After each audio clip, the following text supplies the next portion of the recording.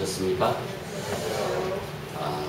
정말 좋은 시간입니다. 하나님을 만나는 귀한 특별한 시간에 참여하신 우리 성도들에게 하나님을 나는 기쁨이 넘치기를 바랍니다.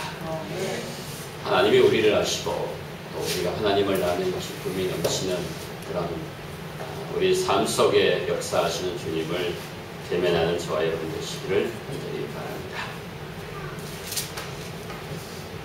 시편 139편 1절로 4절에 있는 말씀입니다. 시편 139편 1절로 4절입니다.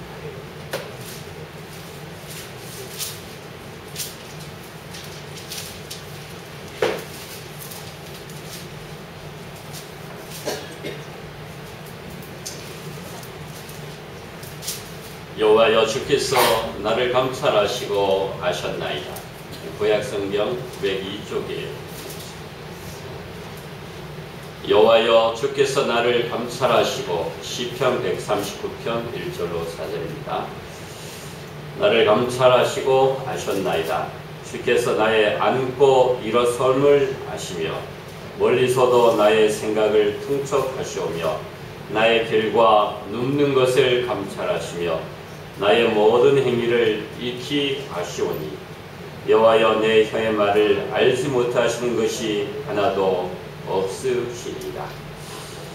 이 시편 139편의 그 영문으로 NIV 성경을 제가 좀 읽으면 Lord, you have searched me and you know me. You know me. You know. And I sit and when I rise, you perceive my thoughts from afar. 이렇게 you know, you know 이렇게 표현하고 있습니다. 당신이 아시노니 이렇게 표현하고 있습니다. 그런데 요한계시록 2장과 3장에 들어가 보면 요한계시록 2장 2절에 보면 I know your deeds. 내가 너를 안다. 이렇게 말씀하십니다. 좀 성격이 시편 139편의 1절로 4절에 있는 모습은 당신이 나를 아신다 이런 말이지만은 요한계시록 2장과 3장에 보면은 주께서 내가 너의 행동을 알고 너의 고난을 알고 너의 환난을 알고 너의 무엇을 안다 하는 것이 요한계시록 2장과 3장에 등장하는 모든 교회, 7교회에 있는 하나님의 백성들에게 내가 너를 안다 그렇게 말씀하고 있습니다. 그래서 요한계시록 2장 2절과 그 뒷부분에 있는 말씀들을 읽어보면 그렇습니다. 요한계시록 2장 2절입니다.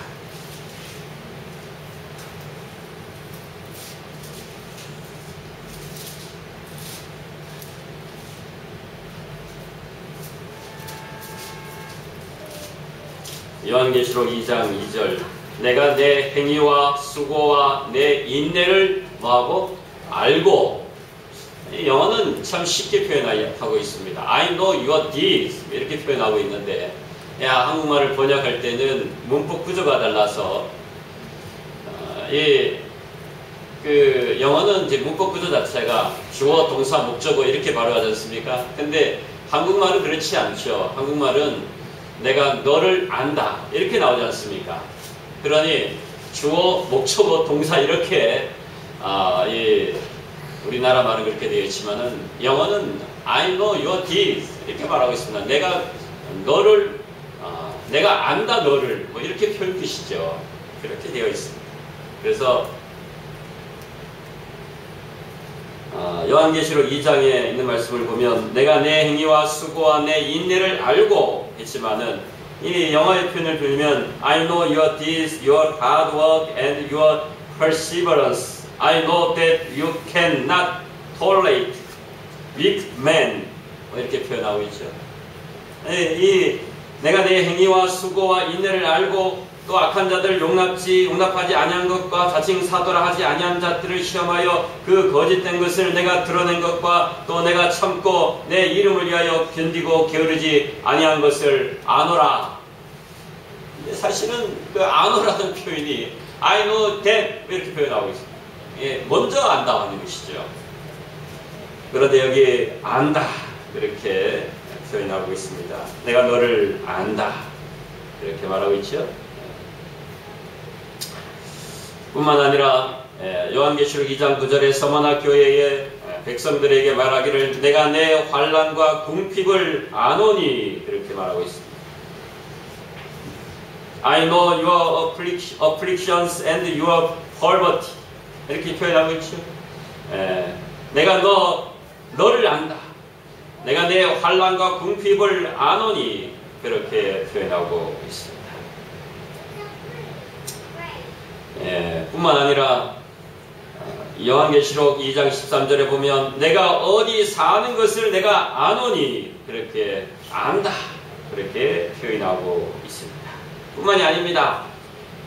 이 요한계시록 2장 19절에 보면 내가 내 사업과 사랑과 믿음과 섬김과 인내를 아노니 그런 식으로 안다. 일곱 교회의 모든 상황에 대해서 교회의 개인들과 교회에 대해서 안다고 우리를 아시는 하나님에 대해서 말씀하고 있습니다. 시편 139편에는 You know me, 당신이 나를 안다고 말하지만은 요한계시록 2장과 3장에는 말씀하기를 내가 너를 안다. 주님께서 우리를 아신다. 그런 표현으로 등장하고 있는 것이죠. 우리 영화의 그 한 장면이 생각이 납니다. 여러분 포레스트 검프라고 하는 톰 행크스가 주연한 그 영화를 아십니까? 보신 적이 있나요? 영화를 잘 안 보시는 분들이 많지만은 톰 행크스가 주연한 그 포레스트 검프라고 하는 그 영화는 아주 유명한 영화입니다. 어떤 면에서 유명한가 하면 그 주인공이 어려서 그 지능이 좀 덜 떨어지는 저능아, 머리는 좀 저능아 비슷하고 그리고 다리는 이제 소아마비가 걸려있는 아이였습니다. 그런데 그 친구가 이제 제니라고 하는 그 아이가 있었는데 이 둘은 이제 어렸을 때부터 같이 이렇게 자라게 됩니다. 아주 특별한 것은 포레스트 검프라고 하는 그 어머니가 이 아이가 늘 학교에서 전능아 취급을 받고 하니까 이 학교에서 입학을 안 시켜주니 그 교장 또 뭐 이렇게 설득하는 광경이 등장하고요. 그리고 다리를 이렇게 쩔룩거리고 다니는 게 소아마비의 모습을 보이니 그러니 그 장비를 없애기 위해서 그 아들에게 뒤에서 누가 너를 놀리고 돌을 던지고 할 때마다 너 뛰어라. 그렇게 부모가 그 엄마가 그 아이에게 그렇게 이야기합니다. 그래서 그 아이는 계속해서 달리는 것이죠. 그러면서 기적을 창출해내는 것입니다. 힘들고 어려울 때마다 뛰는 것이죠. 그 어려서 처음에는 뒤뚱뒤뚱 이렇게 뛰어갔는데 나중에 계속 뛰다 보니까 이 다리를 보조하던 그 보조 장비가 띄임으로 말미암아 보조 장비가 없어져 버리고 뭐 그런 그 기적이 창출되는 것이죠. 그런데 문제는 그 친구라고 하는 제니라고 하는 여자아이가 어려서부터 그 친아버지의 그 5살 될 때까지 친아버지의 그 성폭행을 경험하고 자란 것입니다. 아이가 아주 예쁘지만은 그러나 실상은 무엇인가 하면 그 가정 환경이 아주 불우하고 그 아버지가 그렇게 그 아이를 그렇게 이렇게 폭행하고 살아온 것이죠. 그래서 부부싸움을 하든지 집에서 문제가 생기면 그 아이가 집에서 도망갑니다. 그리고 이 옥수수밭에 들어가서 길을 막고 숨는 것입니다. 그래서 나이가 들어서 30살이 됐을 때, 30살이 됐을 때 포레스트 검프하고 같이 그 집을 찾아왔습니다. 그 옛날에 있었던 집을 찾아와서 그 옛날에 있는 집을 향해서 살아온 환경을 생각하니 속에서 불이 나서 감당할 수가 없는 거예요. 그래서 그 주변에 있는 돌을 들고 계속해서 그 집을 향하여 유리창을 던지고 그 집의 문을 던지고 돌을 갖다 계속 던집니다. 그러다가 돌을 던지다가 돌이 주변에 다 떨어졌어요. 그러니 던질 돌이 없으니 그가 신발이 있었는데 그 신발을 꺼내고 신발을 갖다 막 던진 겁니다. 그때 그 옆에 있던 포레스트 검프라고 하는 그 친구가 이렇게 말을 합니다. 주변에 돌을 던질 돌이 없을 때도 있을 것이다.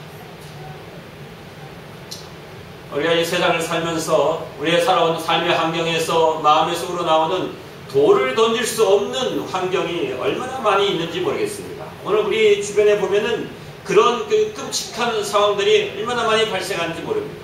마음에 감당하지 못하는 이 삶의 환경들을 돌을 던져야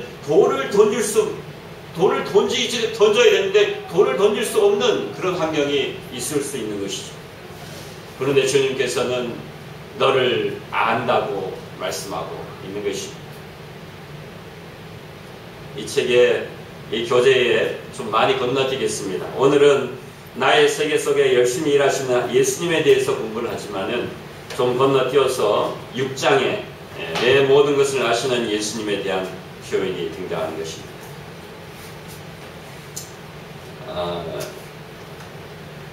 6장 111쪽, 112쪽에 보면은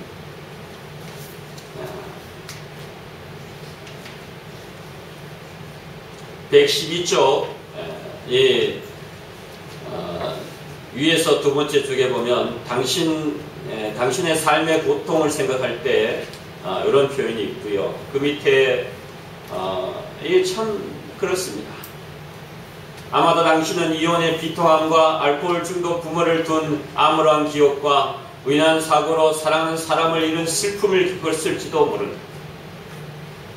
대인관계 속에서 깊은 상처를 받아본 경험이 있는가? 또는 버림받거나 외면당해서 외로움을 겪어본 일이 있는가? 제니처럼 내려와서 말이죠. 교회나 가족이나 친구나 배우자에게 배신당한 적이 있는가? 제니처럼 당신도 돌을 던질 수 있다. 여기 표현입니다. 물론 돌을 던진다고 해서 마음속 깊은 곳에 자리 잡은 상처가 치유되지는 않지만 말이다. 이미 경험했듯이 당신 주변에는 던질 만한 돌이 넉넉히 없을 뿐만 아니라 시리의 고통에서 벗어나기 위해 제니처럼 새가 되길 바랐을 건지도 모른다. 왜 나에게 이런 일이 생기는가? 눈물을 흘리며 이렇게 하나님께 말했을 것이다. 하나님, 당신은 불공평합니다.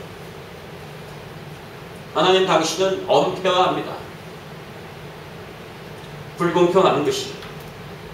아니면 자기 자신에게 이렇게 물어볼지도 모르겠습니다. 하나님 듣고 계십니까? 하나님이 알고 계십니까? 하나님 저를 알고 계십니까? 저를 케어하고 계십니까? 돌보고 계십니까? 그렇게 말할 수 있을지도 모릅니다. 그런데 여기 116쪽 밑에서 두 번째 줄, 첫째 줄입니다. 그분은 절대로 침묵하지 않으시고 내 삶과 내가 살아가는 세상과 내 교회를 향하여 언제나 말씀하시는 분이시다. 나는 마음속으로 이 117쪽 그 뒷부분에 위에서 세 번째 쪽 나는 마음속으로 상처도 받고 새처럼 날아서 도망가고 싶기도 하고 하프리를 하려고 돌을 던지고 싶다. 나는 그저 알고 싶다. 예수님께서 네 이야기를 듣고 계시는가? 나에게서 벌어지는 일들을 아시는가? 정말 날 돌보고 계시는가? 사람은 말하기를 내가 겪고 있는 고난은 아무도 모른다고 말할지 몰랐다. 때때로 우리는 우리 자신이 믿기 힘들 정도로 이렇게 고통을 겪고 있다고 느낄 수도 있다. 허공에 난 구멍처럼 오해받고 아무도 내 사정을 들어주지 않는다. 그렇게 말할 수도 있다. 누가 알아줄까? 누가 나를 돌봐줄까? 누가 나를 이해해줄까? 우리는 우리 자신에게 묻곤 한다. 그럴 때마다 예수께서 말씀하신다. 내가 안다. I know you. I know your mind. I know your deeds. 그렇게 나는 내가 겪은 일을 모두 아노라. 내가 지금 겪고 있는 그 모든 일들을 알고 있다. 주님이 그렇게 말씀하십니다. 나는 너의 환난과 궁핍과 해방을 모두 다 안다. 내가 지금 겪고 있는 모든 일들을 알고 있으며 곧 일어날 일도 알고 있다. 내일 일이 어떻게 될지도 안다. 내가 지금 겪고 있는 스트레스와 고난뿐 아니라 내가 투옥될 것과 죽을 것도 알고 있다. 너의 고난은 더 나빠지려 하고 있을지 모른다. 그 환난은 너희 중 몇 명이 옥에 갇히고 너희 중 몇 명이 잔인하게 죽임을 당할 때까지 더 격렬해질 것이다. 그러나 중요한 것은 내가 너를 안다. 주님께서 아시는 것입니다. 118쪽에 있는 말씀입니다. 118쪽 위에서 세 번째 줄. 나는 너의 고난을 알고 있단다. 내가 모욕을 당하고 박해를 받고 감금당하고 죽임을 당한 것을 다 안단다. 그리고 너의 모든 눈물을 알고 있고 내가 외로움과 아픔과 무력감과 분노를 느꼈음도 알고 있단다. 일은 점점 악화되고 몸은 점점 피곤해짐에도 불구하고 내가 어떻게 견뎠으며 얼마나 힘들었는지를 다 알고 있단다. 왜 이리 불공평하냐고 부르짖는 너의 음성을 들었단다. 너의 기도도 들었단다. 나는 정말로 너를 잘 알고 있단다. 이것이 요한계시록이 우리에게 전하는 상처 입은 세상에 전하는 기별인 것입니다. 아무도 모르지만은 예수님은 아십니다. 그분은 내가 현재 겪고 있는 모든 것을 다 알고 계시기 때문에 나는 주님을 사랑합니다. 내가 마주하고 있는 고난, 나의 질문들과 내가 느끼는 혼란스러움, 포기하고 싶고 도망치고 싶고 타협하고 싶었던 일들, 고통을 멈추기 위해 무엇이든 하려고 했던 일들, 그 모든 것을 그분은 오늘 알고 계신다. 내가 다 안다. 주님이 아시는 것이죠. 124쪽에 있는 부입니다.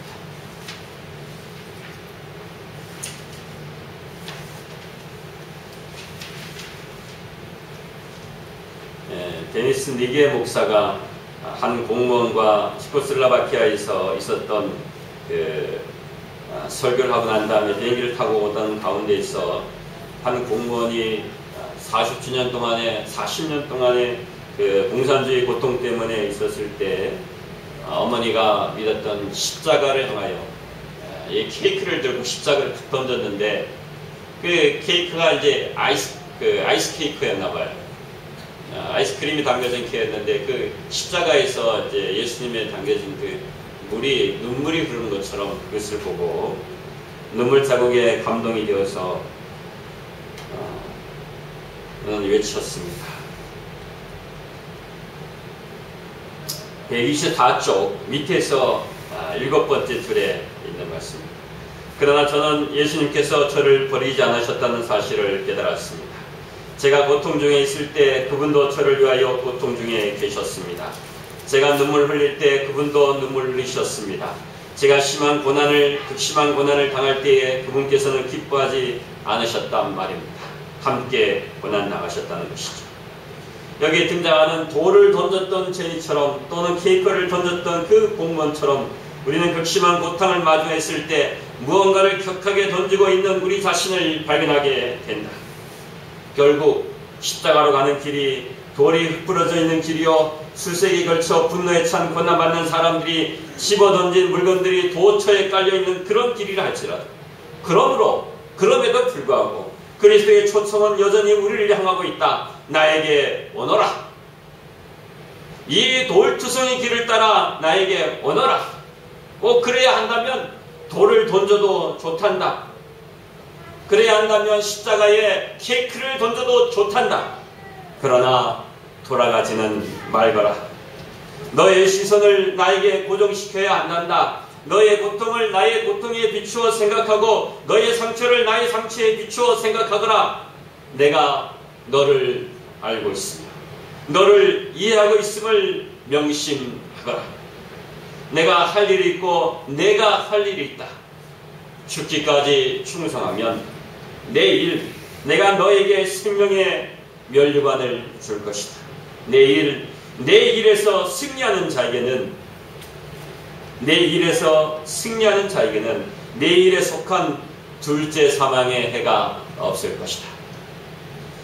내 일과 너의 일, 이런 표현이 되어 있는데 주님께서 말씀하시기를 내가 할 일이 있고 내가 할 일이 있다. 내가 죽기까지 충성하면, 우리가 죽기까지 충성하면 주님께서 말씀하시기를 내가 너에게 생명의 멸관을 줄 것이다. 이것은 주님의 일이라고 하는 것이죠.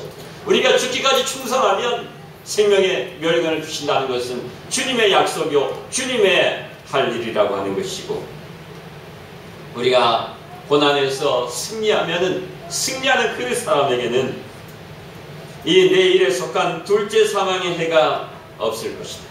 예수께서 십자가에서 둘째 사망을 담당하셨기 때문에 그렇습니다. 125쪽 중간에 있는 동정심이 많으신, 같이 읽어볼까요? 함께 읽겠습니다. 동정심이 많으신 우리의 예수님은 우리 인생의 매 부비마다 우리를 만나러 오신다.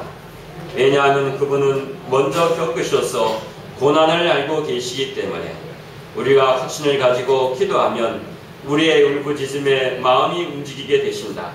우리를 사랑하시는 그분의 의지 때문에 그분은 우리와 함께 고난을 받으신다. 사랑받는 사람의 아픔을 고려하지 않는 사랑은 진정한 사랑이 아니다. 그렇습니다. 주님께서 아신다. 이런 사실을 기억하시면 좋겠습니다.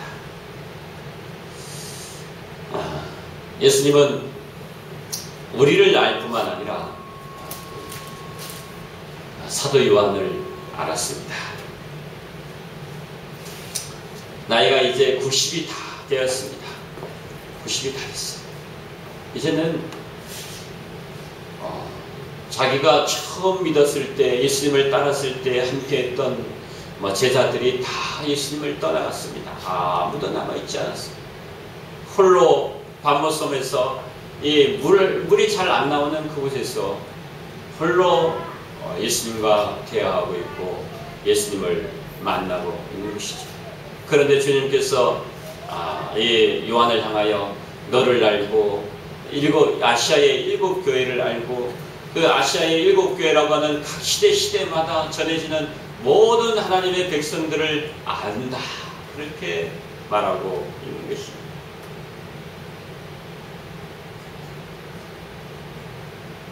주님께서는 오늘 우리를 아시는 것이죠.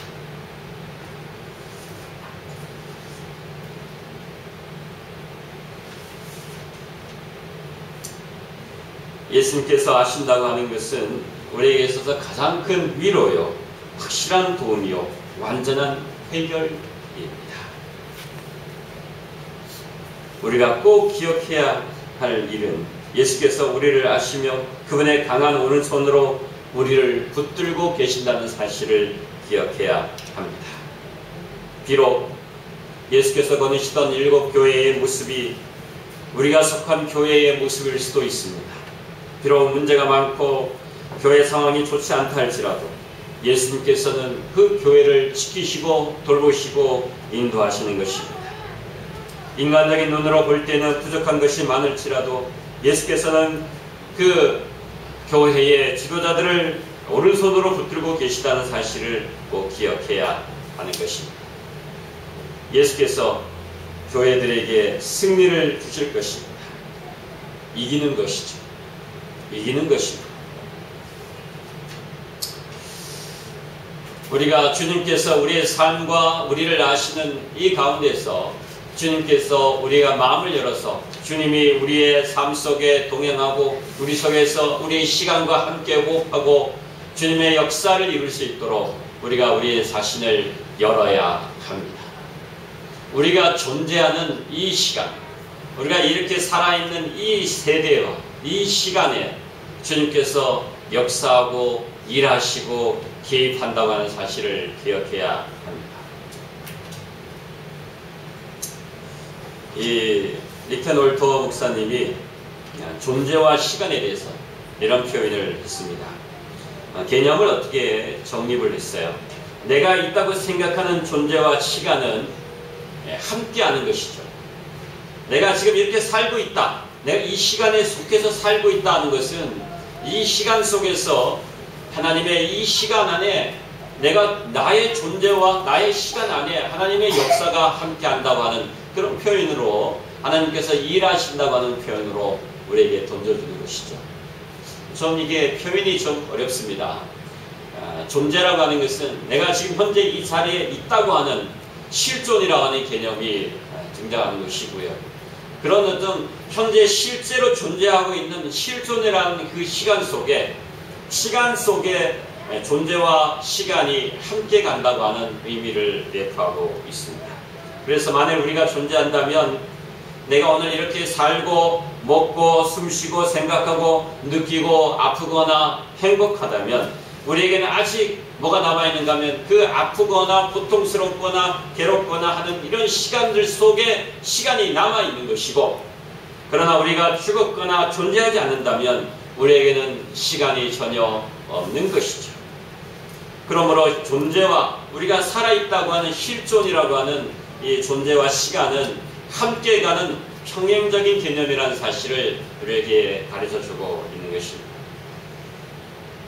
살아간다고 하는 것은, 우리가 이렇게 산다고 하는 것은 시간과 함께 존재하는 것이고, 또 이 세상에는 이 시간과 시간의 사람들의 삶 속에 이 모든 것이 이루어져서 하나의 역사로 존재하는 것이죠. 역사가 만들어지는 것입니다. 조금 표현이 어렵지만은 그렇습니다. 이 시간이라고 하는 것은 한 사람 한 사람이 만들어 놓은 시간이 이 교회의 역사를 만들고, 이 교회뿐만 아니라 이 지역사회의 역사를 만들고, 그런 지역사회의 역사와 이 세상의 역사를 구성해 가는 것이죠.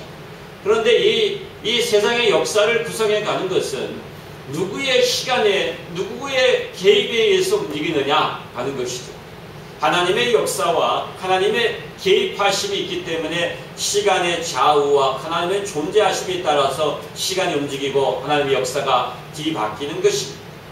우리가 생각할 때는 이 작은 나 같은 사람의 역사가 무슨 대단한 것이냐 이렇게 생각하는지 몰라도 그렇지 않은 것이죠. 하나님께서는 하나님을 믿는 사람들의 그 존재됨과 그 사람이 있기 때문에 그 사람이 활동하는 모습 속에서 하나님의 역사가 함께 개입하시는 것이죠. 그래서 계시록은 신앙과 역사에 대한 책이라고 볼 수 있는 것입니다. 그래서 요한계시록 1장 19절에 있는 말씀을 보면 이렇게 말하고 있습니다. 요한계시록 1장 19절 다 같이 읽어볼까요? 그러므로 시작. 그러므로 내 본 것과 이제 있는 일과 장차 될 일을 기록하라. 내 본 것은 이미 과거에 있었던 본 것이죠. 과거에 하나님께서 나를 어떻게 인도해 오셨는지를 과거의 역사 속에 이미 본 것입니다. 그리고 이제 있는 일과 현재 지금 진행되고 있는 현재 우리의 상태에 대한 모습을 현재 있는 일과 이렇게 표현하고 있고, 장차 될 일, 미래의 예언에 대한 부분을 미래에 장차 될 일을 기록하라고 우리에게 말하고 있는 것입니다. 이 모든 것들은 우리가 살고 있는 시간과 공간 속에서 일어나는 모습들이고 영향을 끼치고 있는 것입니다. 이와 같이 현재와 과거와 미래의 사건들이 서로 얽혀 있어서 사람이 역사의 어느 시점에 살든지, 사람의 역사의 어떤 한 시점에 살든지 하나님을 믿는 믿음의 닻을 내리도록 그런 특정한 성경적 세계관을 우리에게 던져주는 것입니다. 이것은 그냥 과거에 끝났다 해서 과거주의 해석으로 끝날 수 있는 것이 아닌 것이죠. 그리고 또 미래에 될 것이라고 해서 미래의 해석으로 끝날 수 있는 것이 아닌 것입니다. 진행되는 과거에 있었고 현재에 이루어지고 있고 앞으로 될 일에 되는 이 과거와 현재와 미래에 하나님의 역사가 다 개입하고 있다는 사실을 역사주의 해석으로 성경적 해석관이 바뀌어져야, 세계관이 되어져야 하는 것이죠. 그러므로 과거와 현재와 미래의 개념을 통해서 하나님께서 이 세상의 역사를 주관하시는 히스토리, 그의 역사를 주님께서 주관하시는 것이죠. 그래서 역사라고 하는 그 영어 단어를 보면 his story라고 해서 그의 이야기라고 하는 것이죠. 주님께서 인간의 역사에 들어오셔서 인간의 역사를 주관하신다고 하는, 하나님께서 이 세상의 역사를 주관하신다고 하는 역사적인 통찰력을 제공하는 것이 성경적 세계관이라고 볼 수가 있는 것입니다. 예수께서는, 하나님께서는 처음이요 나중이신 분으로 시간을 지배하는 분을 힘을 갖고 계시고, 이런 분인 역사의 주인이 아니라 실제로 하나님이 이 우리를 이끄시는 구속의 역사에 그 자체에 개입하시는 하나님이라는 사실을 가르쳐주고 있는 것입니다. 예수님은 역사의 사건들이 어디서 시작되고 어떻게 끝나는지, 그리고 사람들은 그 속에서 무엇을 하고 무엇이 되어가는지를 관찰하심으로, 예수께서 그렇게 관찰하심으로 스스로 다른 피조물과 구별되는 주님의 역사를 이루고 있는 것이죠. 그래서 이 책에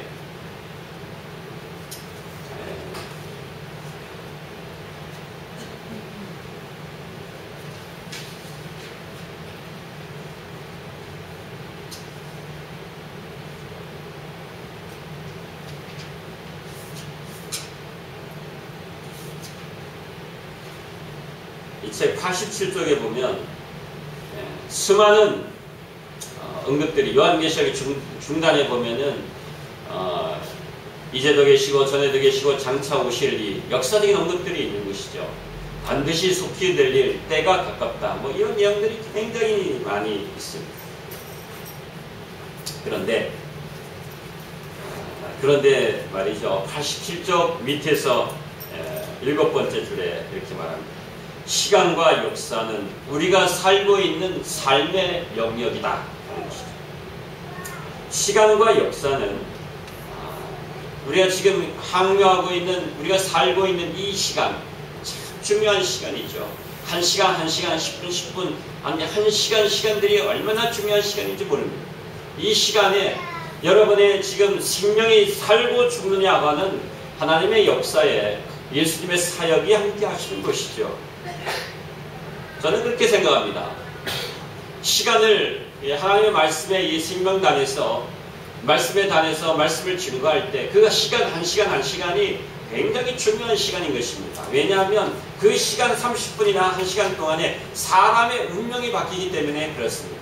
마치 죄로 병든 죄인이 이 하나님의 교회의 거룩한 곳에 와서 사람의 변화를, 예수님을 받아들임으로 말미암아 사람이 죄인에서 구원을 받는 새로운 피조물로 창조되는 것은 구원의 결과로 도출되기 때문에 얼마나 중요한지 모르는 것입니다. 사람의 영혼과 골수와 이 사람의 혼을 쪼개서, 하나님의 말씀으로 사람의 혼을 쪼개서 사람이 변화되는 것이죠. 마치 뭐 같은 것입니까? 병원에 임상의사가 중요한 것처럼 메스를 들고 사람의 뇌를 쪼아서 잘라내서 새로운 사람을 치료하는 것처럼 그런 것입니다. 이것이 그런 시간인 것이죠. 얼마나 중요한 시간인지 모르는 것입니다. 그러므로 저는 이 시간, 1시간을 준비한다고 하는 것이 얼마나 중요한 시간인지 모르는 것입니다. 아침부터 시작해서 준비하는 것입니다. 시간을 준비하는 것은 굉장히 중요한 것입니다. 그것은 하나님의 말씀이 살아 숨쉬도록 자신을 비워야 하는 시간이 되기 때문에 그런 것입니다. 그러므로 시간과 역사는, 지금 우리가 시간을 함께하는 이 시간과 역사는 우리가 살고 있는 우리 삶의 영역이지만은, 그런 역사라고 하는 것은 인간의 삶 속에서 하나님의 활동을 보여주는 무대인 것이죠. 하나님께서 우리의 삶에 어떻게 일하시는지, 하나님께서 우리를 어떻게 이끄시는지를 보여주는 것이고, 또 요한계시록은 우리가 살고 있는 지구와 사건들이 벌어지는 시간과 또 그것이 언제 왜 일어나는지를 실제적으로 보여주는 연대기인 역사가 우리에게 보여주는 것이기 때문에 중요한 것입니다. 그러므로 우리 결정의 결과로 우리가 어떠한 사람이 되었는지, 그런 선택이 개인의 혹은 세상의 역사와 우리의 운명과 타인의 운명에 어떤 역할을 끼치는지도 참 중요합니다. 중요한 것이죠. 선택이라고 하는 것도 굉장히 중요합니다. 근데 이 선택보다 더 중요한 것이죠. 중요한 것이 하나가 있는 것입니다. 우리가 예수님을 믿고 새로운 피조물로 이 재창조함을 입는 사람으로 이 믿음의 결단을 내리는 것도 굉장히 중요한 사역이지만은, 그러나 그만큼보다 더 중요한 사건이 있는데, 그것이 무엇인가 하면 그리스도의 재림을 위하여, 주님의 다시 오심을 위하여 우리가 어떤 사람이 되느냐도 굉장히 중요한 것입니다. 그것이 하나님의 말씀이 풀어지는 사람의 결과이기 때문에 그런 것입니다. 베드로후서 3장 9절로 11절에 있는 말씀입니다.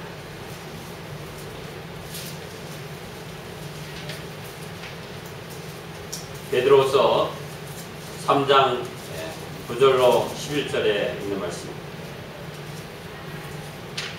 주의 약속은 어떤 이의 덜이라고 생각하는 것 같이 덜인 것이 아니라 오직 너희를 대하여 오래 참으사 아무도 멸망치 않고 다 회개하게 이루기를 원하시느니라.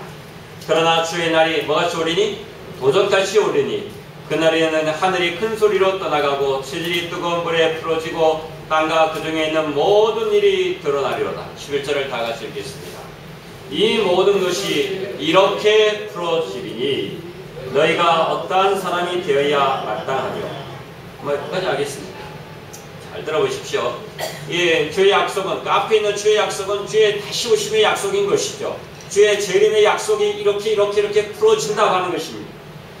이 모든 주님의 재림의 약속이 이렇게, 하나님의 말씀이 이렇게 풀어지는데, 이 하나님의 말씀에 대해서 너희가 어떤 사람이 되어야 마땅하냐? 라고 말하고 있는 것입니다.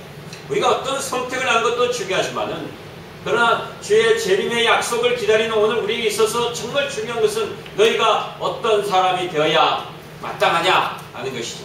하나님의 약속의 말씀이 이렇게 풀어지는데, 주님의 재림의 언약들이 이러이러한 사건들로 말미암아 우리의 삶 속에서, 현실의 이 모습 속에서 이렇게 한 과정 한 과정 하나님의 역사가 이루어지면서 이렇게 풀어져 가고 있는데, 오늘 우리는 하나님의 말씀이 풀어짐을 통해서 어떠한 일을, 우리의 주님의 역사를 이루며 어떤 사람이 되어야 하는지를 생각해 볼 필요가 있는 것이죠.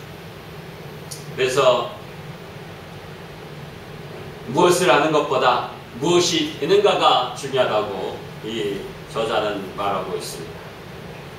주님의 다시 오심을 사모하는 사람, 주의 나타나심을 그리워하는 그런 사람이 되시기를 바랍니다. 성경이 말하는 시간의 개념은 선의 역사라고 그렇게 표현을 합니다. 이런 그 시간의 역사에 대한 그 명의 이해를 좀 생각해 보면요. 이 불교도나 힌두교도나 이런 사람들은 시간이나 사람의 어떤 그 존재 자체의 개념을 어떻게 이해하는가 하면, 윤회, 뱅뱅 도는 것이죠.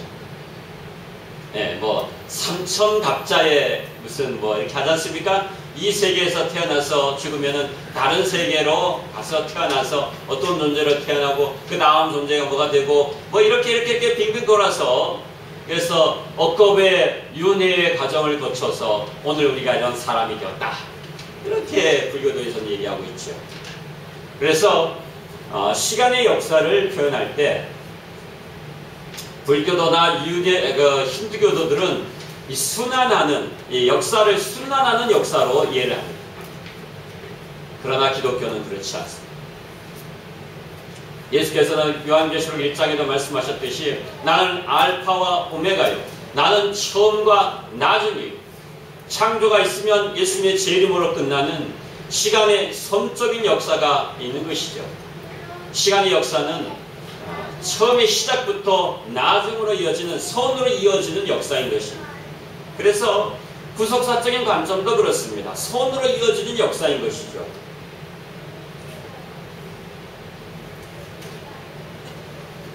인간의 역사는 하나님의 창조로부터 시작되어서 그리스도의 재림으로 끝나는 분명한 방향성을 가지고 있는 것입니다. 그래서 우리가 겪는 매 순간은 장차 이 땅에 도래할 하나님의 나라를 위해서 우리가 그렇게 나아가고 있는 것입니다. 이런 선의 개념의 시간 속에서 예수님은 역사를 아주 성실하게 주관하시는 분으로 구속사적인 역사를 이루기 위해서 계속해서 노력하고 일하고 계시다는 사실을 강조하고 있는 것입니다. 그러나 이 불교도의 역사나 불교도의 시간의 역사나 힌두교도의 시간의 역사는 이게 백을 돌기 때문에 윤회하고 순환하기 때문에 방향성이 없는 것이죠. 그러나 시간의 역사를 주관하시는 하나님께서는 처음과 나중이라고 하는 선의 역사로 진행하기 때문에 그것이 어디로 가는지 아주 분명한 방향성을 가지고 있는 것입니다. 예수님의 재림을 향하여 가고 있는 것이죠. 그래서 구속사적인 구속의 역사에 있어서 성경적 역사주의만이, 역사주의 해석만이 계시록의 예언들이 실현되는 아주 정확한 위치를 찾아내게 하는 것입니다. 그래서 요한계시록을 해석하는 역사주의 해석입니다. 역사주의 해석이 분명하게 분명한 선의 방향성을, 계시록의 예언들이 실현되는 정확한 위치를 찾아내게 하는 것입니다. 예를 들어서 무슨 반복해 간다, 역사는 반복된다, 그런 식으로 정립하기 시작하면은 이 선의 역사를 이뤄가는데 문제가 좀 있을 수 있는 것입니다. 죄악의 역사는 반복이 되지만은 예수님의 재림의 구속사적인 역사는 반복이 되는 것이 아닌 것입니다.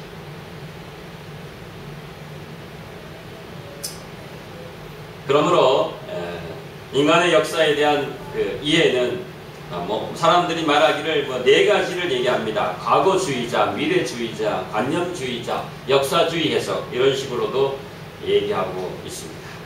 중요한 것은 각 시대마다 예수께서 일곱 교회를 돌보시는 것처럼, 불꽃 같은 눈으로 일곱 교회를 바라보시는 것처럼 그 역사의 시간과 백성들을 주관하고 계신다는 사실을 가르쳐주고 있는 것입니다. 제가 이 책에 있는 내용의 몇 부분을 보겠습니다. 91쪽에 있는 말씀.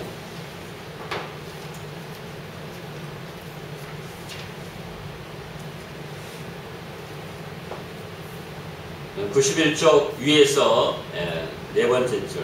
성경은 보이지 않는 세계와 보이는 세계를 전체적 관점으로 지속적으로 연결한다. 그것은 역사를 그 이면에 있는 보이지 않는 세상에 의해 운영되는 평행적 사건으로 나타난다.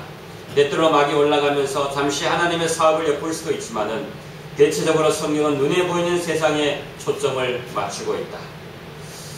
화이트 부인은 교육 173쪽에 이렇게 참된 역사 철학에 대해서 말씀하고 있습니다. 인류 역사의 기록들을 보면 모든 민족의 발전과 제국의 흥망은 마치 사람들의 의지나 무용에 좌우되는 것처럼 보이지만은 여러가지 사건은 대부분이 사람의 능력이나 야심 혹은 변덕에 의하여 꿀지어지는 듯 하지만은, 그러나 하나님의 말씀인 성경에는 휘장이 걸려 있어서 거기에서 우리는 무대의 상부와 배우는 물론 자비가 충만한 하나님의 대리자들이 인간의 이해관계, 권력, 욕망 등 일체의 승부에서 묵묵히, 이런 승부에서 사람들이 다 하는 것 같이 느껴질지는 몰라도 사실은 이 배후에 계시는 하나님의 대리자들이 묵묵히 인내하며 하나님의 그분의 목적을 달성하기 위해 일하고 있는 모습을 본다. 이것이 바로 성경은 참된 역사 철학을 드러낸다 하는 아이 부인의 이 역사 철학의 정신을 우리에게 가르쳐주고 있는 것입니다. 인간의 역사를 사람들이 주장하는 것처럼 보이는지 몰라도 사실은 보이지 않는 하나님께서 사람의 역사를 주장하고 계시다는 것이 성경의 역사 철학이라는 사실입니다. 우리는 오늘 우리의 삶과 우리의 세상 속에서 역사하시는 예수님을 우리가 만나야 되고, 또 우리를 아시는 주님의 존재를 찾아야 하는 것입니다. 사도행전 571쪽에 이렇게 말했습니다. 반모의 절벽과 바위 사이에서 요한은 창조주와 교통하였다. 그가 과거 생애를 회고하며 받은 축복들을 생각할 때에 마음에 평화가 넘쳐 흘렀다.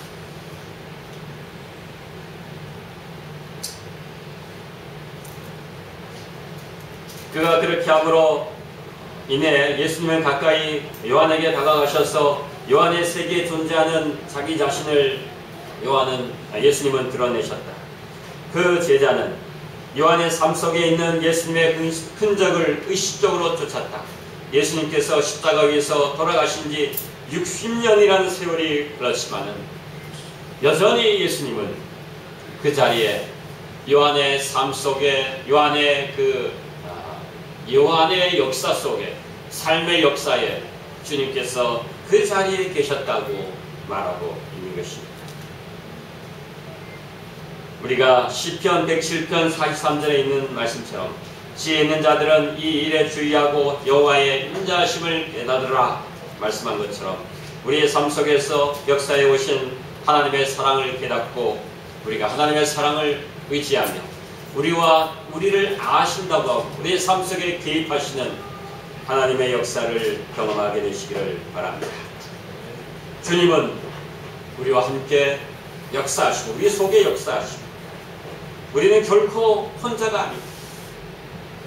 결코 혼자가 아닙니다. 우리 속에 역사하시는 하나님, 예수님께서 인간의 구속사에 개입하셔서 우리를 인도하시고 계시고 또 내 작은 세상과 내 짧은 역사 속에 주님이 함께 하셔서 우리를 구속사의 한 부분으로 이어서 주님의 역사를 이루고 있다는 사실을 기억해야 할 것입니다. 그래서 오늘 우리가 생활하고 있는 시간과 우리의 존재와 내 삶의 영역 속에 예수께서 역사의 주인공으로서 우리 인생의 주인으로서 우리 인생길에 주님께서 주인공으로 일하실 수 있도록 우리 자신을 교배하시고 그것이 우리 개인의 역사일 뿐만 아니라 교회의 역사가 되게 합니다. 또 이 세상의 역사로 탈바꿈시킬 수 있도록 주님의 역사가 일어날 수 있도록 사랑하는 성도 여러분, 주님 앞에 우리 자신을 헌신하게 되시기를 바랍니다. 하나님께서 예수께서 우리 속에서 일하고 계십니다. 우리의 시간 속에서 우리의 삶 속에서 우리의 존재 속에서 우리가 현재 여기 있는 이유와 목적을 주님께서 우리의 삶 속에 등장하셔서 말씀하시고 역사하시고 움직이고 변화시키고 있는 것입니다. 오늘 우리 교회가 이 자리에 있는 것은 하나님께서 이 교회에 있는 이유는 이 지역의 하나님의 역사와 하나님의 어떤 특별한 이유와 목적이 사명이 이 교회에 있는 것이죠. 저희 교회에 50주년을 3년 전에 했습니다. 사진을 이렇게 붙여봤어요. 55년 전, 이게 그때 사진이 있는 것입니다. 1960년대, 50년대 사진이 있고, 그 다음에 60년대 사진, 70년대 사진, 80년대 사진, 90년대 사진, 2000년대 사진. 이 사진들이 다 있는 것입니다. 그 찍었던 사람들의 면목이 다 있고, 그리고 그 처음에 교회를 설립하셨던 그분이 지금도 저희 교회에 원로 장로님으로 지금도 계시는 것입니다. 나이가 81살이 되셨는데 그분이 젊었을 때 이 천막으로 뚝방에서 교회를 세우시고 교회에 청년으로부터 시작해서 장로님이 되시고 원로 장로님이 되셔서 교회를 형성하고 계신 것입니다. 그러니 교회의 과거와 현재 진행되는 현재의 모습과 내일의 모습을 우리는 바라보고 나아가야 하는 것입니다.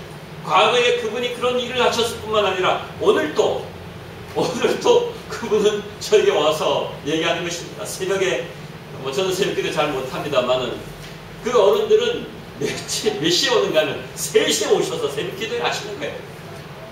이분들이 6분, 7분들이 오셔서 새벽기도를 하시는데 이 교회를 붙들고 안 나오시는 교회 성도 간에 다투고 분쟁이 있어서 안 나오시는 분들이 있으면 저에게 오셔갖고 말씀하시는 겁니다. 오늘 그 K 모모 장로가 안 나왔는데 지금 한 달쯤 안 나왔는데 왜 안 나왔느냐고, 목사님 연락하셨냐고, 왜 연락 안 하시냐고, 자꾸 그런 것이 현재 그분들이 그렇게 일하시고 있는 거예요. 내일 저희가 우리 교회에 청년들이나 그 결혼한 우리 그 가족들을 제가 이제 가서 이제 집들이 예배를 드리면서 그런 얘기를 합니다. 당신들이 이 교회를 내일을 이어가야 될 사람이라. 예수님의 재림하시기 전까지는 이 교회에서 해야 될 사명을 너희들이 해야 된다. 그런 얘기를 제가 많이 합니다. 오늘 우리가 진행하고 있는 이 역사와 시간 속에 주님께서 우리에게 맡겨주신 일들이 있음에 주님의 소명과 주님의 사명에 따라서 희생과 헌신을 드리는 주님의 역사를 이루는 자, 여러분 되시길 바라면서 말씀을 마치겠습니다. 네.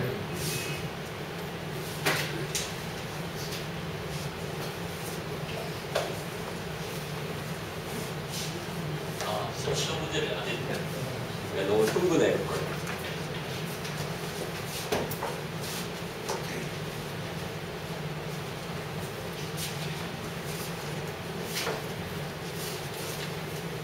제가 가끔 흥분하면 정신을 잘 못 차립니다.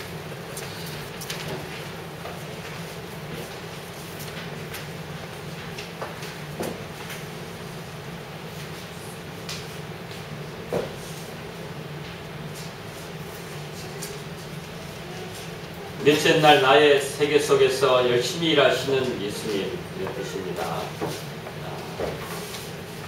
1번입니다. 계시록 2장 3장에는 7교회 성도들을 위해서 위로의 기별을 줍니다. 7교회 모두에게 공통적으로 주시는 기별이 무엇이냐? 몇 가지가 있는데 제가 오늘 특별히 강조한 부분이 있습니다. 그것만 얘기하시면 됩니다. 그렇죠? 요한계시록 2번입니다. 1장 19절에 등장하는 과거와 현재의 상태와 미래의 사건을 의미하는 단어는 무엇일까요? 제가 지금부터 말했겠죠. 그 다음에 세 번째입니다. 구속의 역사에 있어서 계시록의 예언들을 실현시키는 정확한 위치를 찾아주는 해석은 어떤 해석일까요? 보시면 됩니다. 오역수 문제입니다. 성경이 말하는 시간의 개념은 선인데 그 선은 분명한 시작점이 있으며 또한 마치는 점이 있다는 사실이고 또 그것은 방향성이 있는데 그것은 인간의 역사가 하나님의 창조로부터 시작되어 그리스도의 재림으로 끝난다는 점이다. 맞으면 O, 틀리면 X. 5번입니다. 이 책의 저자가 말하는 존재와 시간의 개념은 함께 가는 평행적인 개념이 아니다. 있고요. 6번입니다. 성경은 보이는 세계와 보이지 않는 세계를 전체적 관점으로 지속적으로 연결하고 있다. 그것은 역사에 무엇에 있는 보이지 않는 세상에 의해 운영되는 평행적 사건으로 나타낸다. 하나님은 문제나 사람 또는 역사적 사건들을 통해서 역사하신다. 나로놓기입니다. 그 다음에 교육 173쪽에서 성경은 참된 역사책을 보여주는데 그것은 모든 민족의 발전과 제국들의 흥망은 사람들의 의지나 무용에 자원되는 것처럼 보이지만은 그러나 실상은 성경에는 휘장이 열려 있어서 거기에서 우리는 무대의 상과 비우는 물론 자비가 충만한 하나님의 대리자들이 인간의 유해관계와 권력과 욕망 등 일체의 승부에서 묵묵히 인내하며 그분의 무엇을 위하여 일하고 있는 것을 보게 된다. 이게 뭡니까? 예?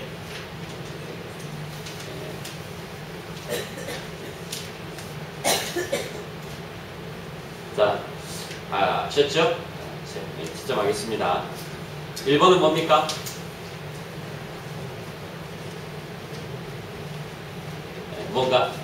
답이 뭐라고 생각하십니까? 내가 너를 안다 하는 것이죠. I know your deeds. 내가 너를 안다 하는 것이죠. 2번은 뭡니까?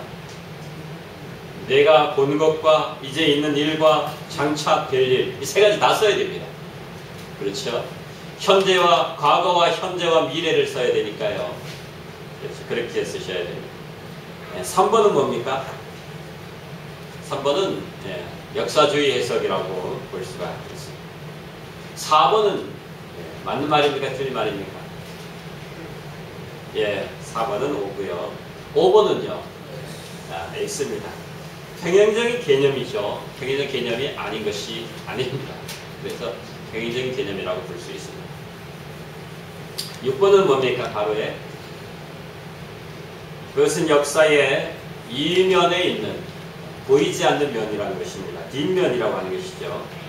역사의 뒷면에 있는 이면에 있는 보이지 않는 세상에 의해 이렇게 표현하면 되겠습니다. 7번은 그분의 무엇을 위해서? 목적을 달성하기 위해서, 목적 달성을 위하여 일하고 있는 것을 보게 된다. 여기까지. 그렇죠? 목적 달성입니다. 목적이 아닙니다. 목적 달성을 위해서 일하는 것이죠. 우리 윤 목사님에게 다 주십시오. 제가 뭘 드릴지는 모르지만은 100점 맞은 사람들에게 내일 갖고 와야 됩니까? 모레 갖고 와야 됩니까? 모레 갖고 와야 됩니까? 내일은 시험을 안 보겠습니다. 안식일때 시험 보면 안 되죠. 그래서 내일은 시험을 안 보겠습니다. 감사합니다.